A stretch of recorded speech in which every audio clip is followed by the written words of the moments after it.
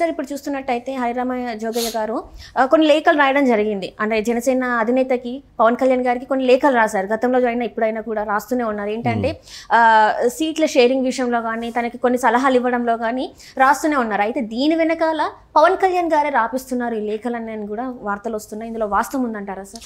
So ఒకటేంటంటే జరుగుతున్నటువంటి పరిణామాలు కానీ ఆయన వారానికో 15 రోజులకో లేఖ రాయటం కానీ ఇవన్నీ కనుక చూస్తుంటే కనుక కొన్ని అనుమానాలు రాక మానదు, వచ్చేటువంటి అవకాశాలు కూడా ఉన్నాయి. అలాంటి చర్చ కూడా జరుగుతుంది. ఎందుకని ఏంటంటే హరిరామ జోగయ్య మాజీ ఎంపీ, కాపు సామాజిక వర్గానికి రాజ్యాధికారం కావాలని బలమైనటువంటి కోరిక ఉన్నటువంటి లీడర్ ఆయన. సో ఆ కాపు సామాజిక వర్గానికి రాజ్యాధికారం రావాలి అని అంటే ఒకే ఒక ఆప్షన్ పవన్ కళ్యాణ్ని సీఎం చేయాలి అనేది ఆయన భావన. అయితే ఇక్కడ పవన్ కళ్యాణ్కి హరిరామ జోగయ్యకి సంబంధం లేకుండా ఈ లెటర్లు ఈ వ్యవహారం నడుస్తుందా అనేటువంటి ప్రశ్న వేసుకుంటే కనుక హరిరామ జోగయ్య అంటే కనుక చాలా గౌరవం పవన్ కళ్యాణ్కి. 1-2 సందర్భాల్లో ఆయన కలవడం కూడా జరిగింది. ఆయనకి హెల్త్ బాగాలేనప్పుడు నేరుగా పోయి అక్కడికి కలిసినప్పుడు కూడా ఆయన ఏదో పవన్ కళ్యాణ్ దగ్గర ఒక ప్రామిస్ చేయించుకున్నారు. వాళ్ళిద్దరి మధ్య రహస్యమైనటువంటి కొన్ని రాజకీయపరమైనటువంటి అంశాలు కూడా నడిచాయి అనేది అప్పట్లో వచ్చినటువంటి న్యూస్. పార్టీకి దూరంగా ఉంటున్నప్పటికీ, ప్రత్యక్ష రాజకీయాల్లో చురుగ్గా లేకపోయినప్పటికీ, హరిరామ జోగయ్య వయసు మీద పడినప్పటికీ, ఆయన బెడ్ మీద ఉండి రెస్ట్ తీసుకుంటున్నప్పటికీ కూడా ప్రతి 15 రోజులకు ఒకసారి, వారానికి ఒకసారి లెటర్లు రాస్తూ సీట్ల షేరింగు, పవర్ షేరింగు అనేది తెర మీదకి తీసుకొస్తూ ఉన్నారు.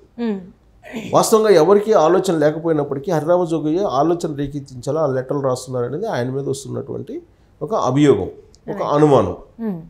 అయితే ఇక్కడ పవన్ కళ్యాణ్కి అది తెలిసి జరుగుతుందా తెలియ జరుగుతుందా అనేటువంటి దాని మీద మనం విశ్లేషణ కనుక చేసుకుంటే, పవన్ కళ్యాణ్ అనే పొలిటీషియన్ అందరూ అనుకుంటారు నాన్ సీరియస్ పొలిటీషియను, ఆయనకి వ్యూహాలు ఉండవు, ఆయన రాజకీయాల్లోకి పనికిరాడు రాజకీయాల్లోకి అనుకుంటూ ఉంటారు.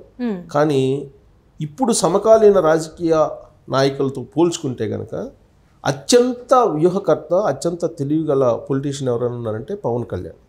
కారణం ఏంటంటే పైసా ఖర్చు లేకుండా, శ్రమ లేకుండా, అలాగే టైం రాజకీయాల్లో పెట్టకుండా, ఎక్కువ టైం రాజకీయాల్లో పెట్టకుండా, ఇవాళ ఆంధ్రప్రదేశ్లో జనసేన లేకుండా రాజకీయాలు లేవు అనేటువంటి పరిస్థితికి తీసుకొచ్చాడు. 10 సంవత్సరాల క్రితం ఆయన పార్టీ పెట్టాడు. ఏనాడు కూడా ఆయన ప్రజల్లోకి నిర్విరామంగా వెళ్ళినటువంటి దాఖలాలు లేవు. ఆయన 2014 ఎన్నికల సందర్భంగా కేవలం డయాసుల మీద 2-3 సార్లు నరేంద్ర మోడీ, చంద్రబాబు నాయుడుతో కనిపించారు, వాళ్ళకి మద్దతు ప్రకటించారు. అప్పటి వరకు అసలు ఆయన పార్టీ నిర్మాణం కానీ, అసలు ఆయన పార్టీకి సంబంధించినటువంటి ఎలాంటి గుర్తింపు కానీ, అసలు రిజిస్ట్రేషన్ కానీ ఏమి జరగల. జస్ట్ జనసేన పార్టీని మేము స్థాపించామని చెప్పి ఒక డయాస్ పెట్టి అప్పటికి ఒక అనౌన్స్ చేస్తారు అంతే. అనౌన్స్ చేసిన తర్వాత ఆ డయాస్ మీదకి వెళ్ళారు. అప్పటి నుంచి ఆ పార్టీని లైవ్లో ఉంచుతూ వస్తూ ఉన్నారు. 2014లో కేంద్రంలో నరేంద్ర మోడీ ప్రధానమంత్రి అయినా, రాష్ట్రంలో చంద్రబాబు నాయుడు ముఖ్యమంత్రి అయినా నా వల్లే అనేటువంటి ఫోకస్ ఇచ్చారు పవన్ కళ్యాణ్. అలాగే పవన్ కళ్యాణ్ అభిమానులు కూడా అదే భావించారు. అంటే కొన్ని సందర్భంగా మోడీ గారు కూడా మాట్లాడడం జరిగింది కదా సార్ మన పవన్ కళ్యాణ్ గురించి. ఇక్కడ మాట్లాడతారు, అవసరం అండి, సినిమా పాపులారిటీ ఉంది కాబట్టి మాట్లాడతారు. సో ఇక్కడ 2018 వరకు కూడా పవన్ కళ్యాణ్ ఆంధ్రప్రదేశ్ ప్రభుత్వంలో భాగస్వామిగా ఉన్నానని చెప్పి ఆయనే ఫోకస్ చేసుకున్నారు, ఆయన అభిమానులు కూడా ఫోకస్ చేసుకున్నారు. సీన్ కట్ చేస్తే 2019 ఎన్నికల్లో ఆయన కమ్యూనిస్టులతో కలిసి ఆయన పోటీ చేశారు. పోటీ చేసినటువంటి సందర్భంగా ఆయన 2 చోట్ల ఓడిపోవడంతో పాటు ఆయనకి డిపాజిట్లు చాలా చోట్ల రాలా. ఆయన పార్టీకి ఒకే ఒక ఎమ్మెల్యే గెలవడం జరిగింది. సో ఆయన బలం ఏంటి అనేది తెలిసిపోయింది. 4%, 5% ఓటు బ్యాంకు వచ్చింది 2019 ఎన్నికల్లో. అయితే 2019 ఎన్నికల్లో జగన్మోహన్ రెడ్డి అధికారంలోకి రావడంతో నేను పార్టీ పెట్టింది నేను అనుకున్నటువంటి వాళ్ళని ఓడించడానికి, గెలిపించడానికి కాదు అనేటువంటి సంకేతాలు ఇచ్చారు. ఆయనే చాలా సందర్భాల్లో చెప్పారు, నేను గెలిపించలేకపోవచ్చు కానీ ఓడించగలను అని చెప్పి, నేను ప్రశ్నిస్తూనే ఉంటాను అని చెప్పి ఆయనే చెప్పారు అనేక సందర్భాల్లో. సో 2019 నుంచి కనుక మనం చూస్తే, 2019 నుంచి ఇవాళ వరకు కనుక చూస్తే, 2019లో జగన్మోహన్ రెడ్డి ముఖ్యమంత్రి అయిన తర్వాత 2 సంవత్సరాలు కరోనాతో పోయింది. ఆ తర్వాత 1-2 సందర్భాల్లో పవన్ కళ్యాణ్ అక్కడికి వెళ్ళి మార్చి చేశారు. ఇది భవన నిర్మాణ కార్మికులకు అనుకూలంగా, అండగా వాళ్ళకి ఒక మార్చ్ పాస్ చేశారు. తర్వాత ఇసుకు సంబంధించినటువంటి అంశం మీద చేశారు.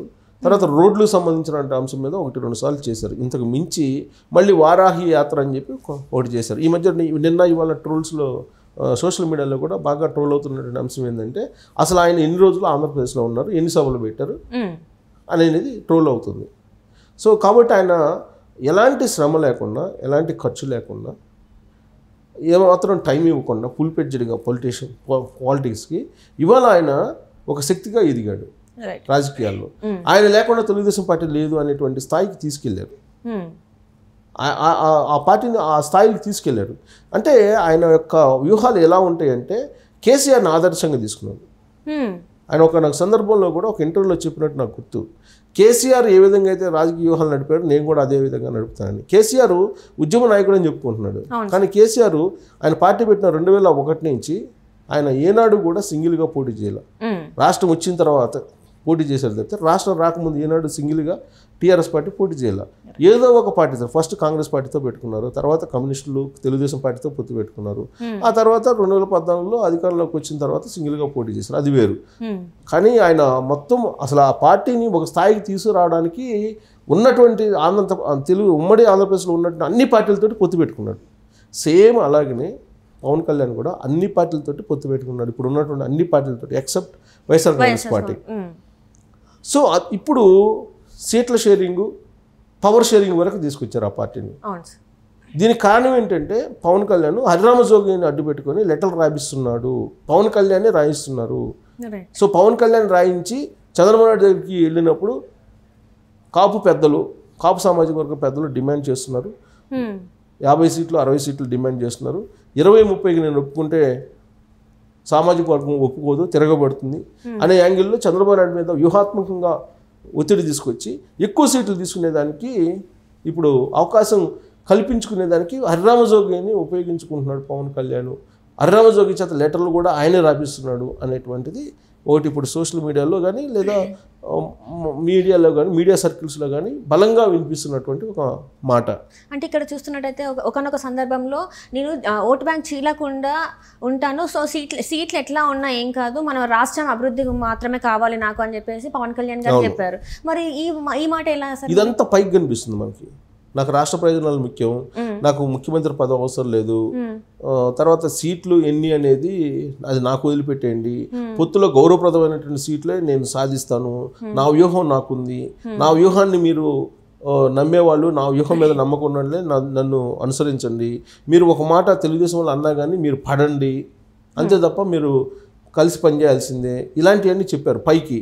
వెనక నుంచి హరిరామ జోగిని ఉపయోగించి సీట్ల షేరింగ్, పవర్ షేరింగ్ కోసం లెటర్లు రాపిస్తూ దాన్ని కాపు సామాజిక వర్గంలో చర్చ జరిగేలా ఆ ఒత్తిడిని చంద్రబాబు నాయుడు మీద పెట్టి అక్కడిని ఆ ఒత్తిడి నుంచి సీట్లు, పవర్ షేరింగ్ తీసుకోవాలన్నట్టు ఒక పెద్ద ఎత్తుగడ పవన్ కళ్యాణ్ వేసాడు అనేది ఇప్పుడు లేటెస్ట్గా వస్తుంది. ఈవెన్ కాపు సామాజిక వర్గానికి సంబంధించినటువంటి లీడర్లే కొంతమంది అక్కడక్కడ మాట్లాడుకుంటున్నటువంటి పరిస్థితి ఇదంతా కూడా. హరిరామ జోగి లెటర్ల వెనుక పవన్ కళ్యాణ్ ఉన్నారు అనేది ఇప్పుడు ఒక second kind of the talk నడుస్తుంది. Right sir, right. Thank you so much.